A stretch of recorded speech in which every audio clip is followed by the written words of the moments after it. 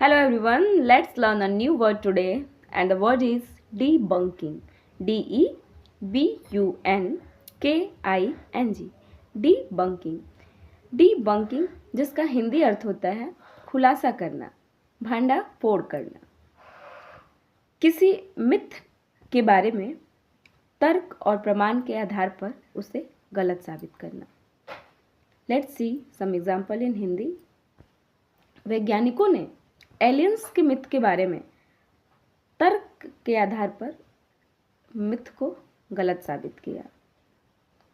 The scientist has debunked the misconception about the aliens. Thus, the historians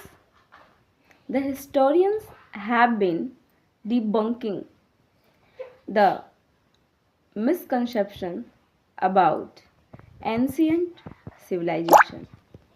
Thank you.